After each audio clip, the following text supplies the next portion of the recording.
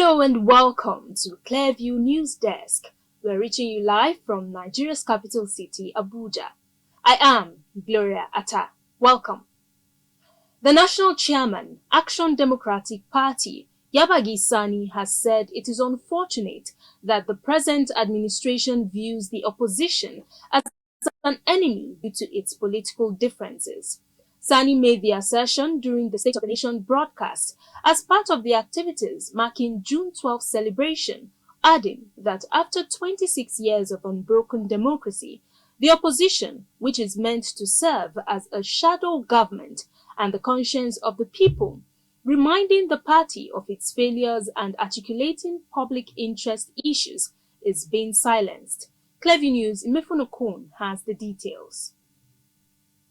The national chairman, Action Democratic Party (ADP), Yabagi Sani, noted that after 26 years of unbroken civilian rule since they returned to democracy in 1999, the ADP, like other concerned Democrats, cannot say that the country is currently enjoying a full-fledged democracy, adding that the ghost of June 12 looms again as the country faces creeping danger that mirrors the very conditions that led to the June 12 crisis. The unhealthy and undemocratic capture of state machinery by a ruling political class, that's the All Progressive Congress, APC, other than functioning as a ruling party within a democratic framework, increasingly appears to be engineering a political monopoly, stifling opposition, silence dissent, and consolidating power at all costs. Opposition parties like ours are being trampled, manipulated, or marginalized, not in fair contest, but through state-sponsored subterfuge. We see a silent but deliberate muzzling of multi-party democracy, and with it, a dangerous drift towards de facto one-party system. This is not democracy. It is domination by one ethnic group dressed in civilian garb. The question on the minds of many citizens remains: have these years of unbroken civilian rule strengthened our democracy, or have we devolved into a government of the few, for the few, and by the few? The 2023 general elections, which promised a new dawn through technologies like BVAS and RF, collapsed under the weight of manipulation, incompetence, and impunity. Over 355 billion naira was spent, yet we saw only 31% of polling unit results uploaded in real time, voter turnout of 26.7%, the lowest since 1999.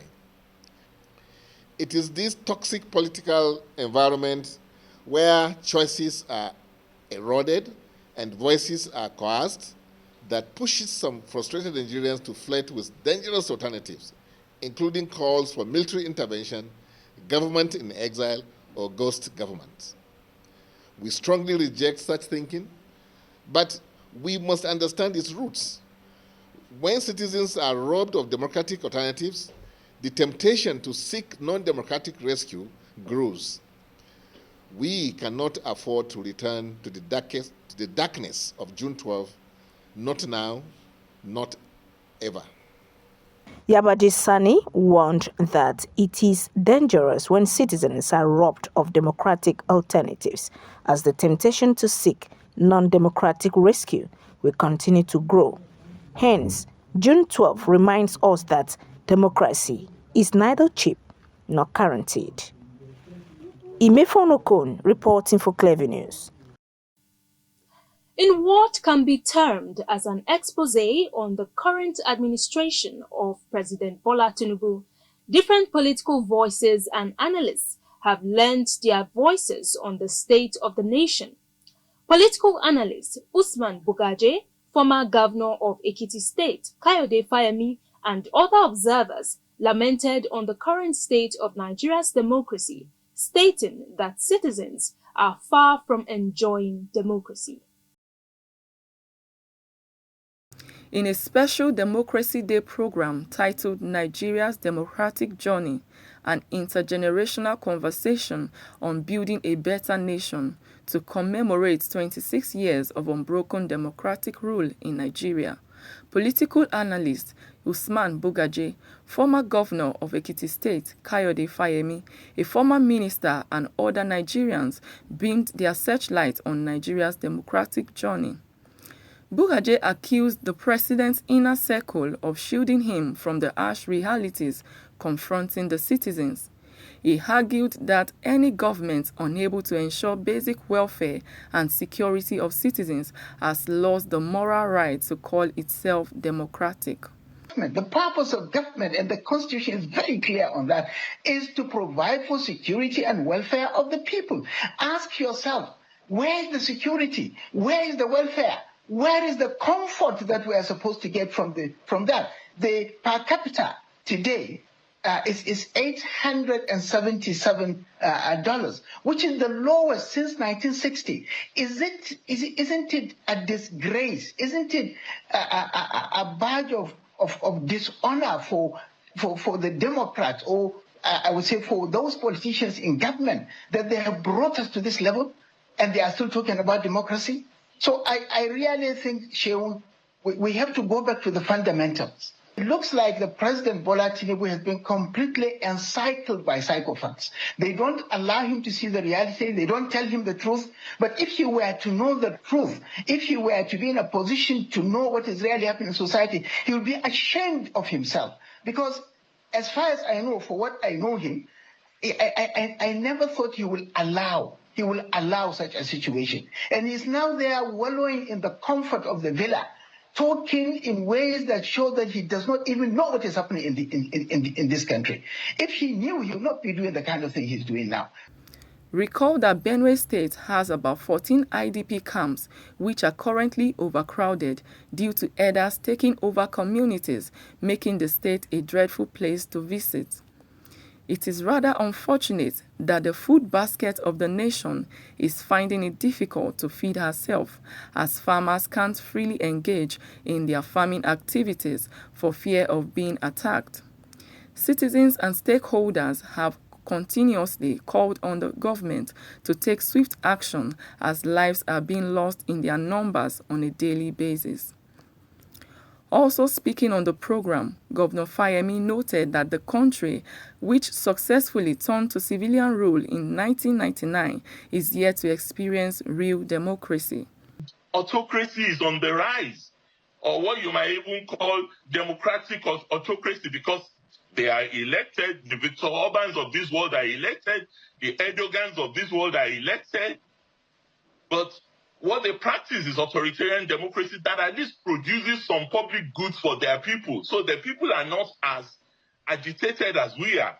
We are practicing what we call, if you like, real democracy. Or we have elections or electocracy.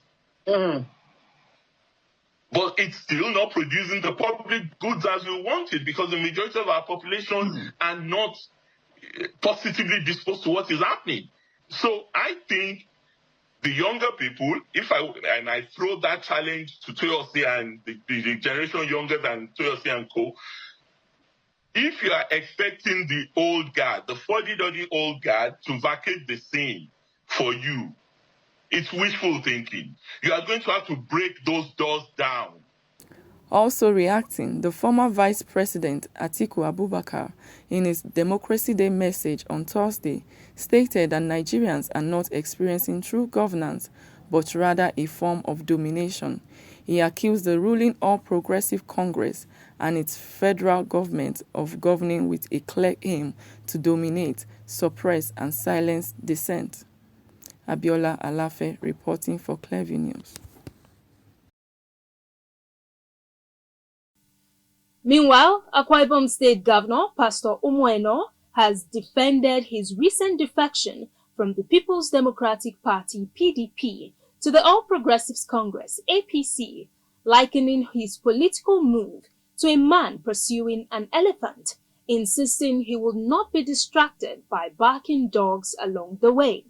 Speaking in Uyo on Wednesday upon his return from France, where he attended the United Nations Ocean Conference, Governor Eno said his decision to join the APC was made in the best interest of Akwa Ibom people and to strategically position the state for greater development.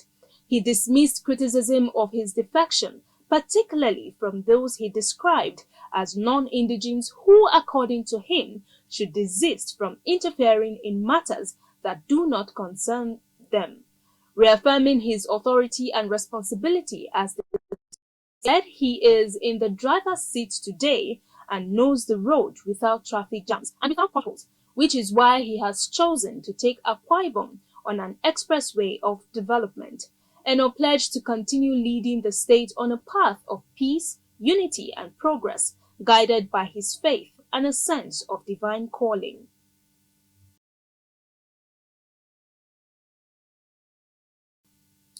In another development, the member representing Kaduna North in the Federal House of Reps, Bello El-Rufai, has said he was naive to have criticized former President Goodluck Jonathan's administration.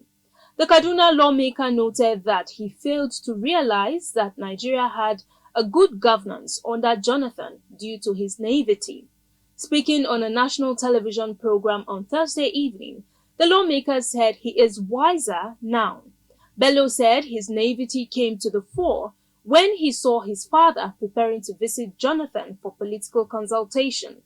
El-Rufai initially had a good relationship with Jonathan and even urged him to contest the 2011 presidential election. However, reports said after Namadi Sambo's emergence as vice president, El-Rufai and his family members heavily criticized Jonathan's administration. Nearly 3 decades after his death, Afrobeat legend Fela Anikulapo Kuti has been elected into the 2025 Grammy Hall of Fame for his famous 1976 album, Zobi. The Recording Academy, which organizes the Grammy Awards, announced the inclusion in this year's Hall of Fame choices. The Hall of Fame distinguishes itself from other Grammy categories by acknowledging works with lasting qualitative or historical significance that have persisted. Fela is the first Nigerian artist to get this honor. The Zombie album merited the accolade for the late Afrobeat star and his family as part of the nominated works release for the past 25 years, not recent musical works. And that's the news. You can follow up on latest events and happenings around you via our social media platforms on Facebook, Instagram, and YouTube at Clearview News Desk via a handle on X, formerly known as Twitter, at Clearview Online. Many thanks for joining us. I am Gloria Atta. Have a wonderful weekend.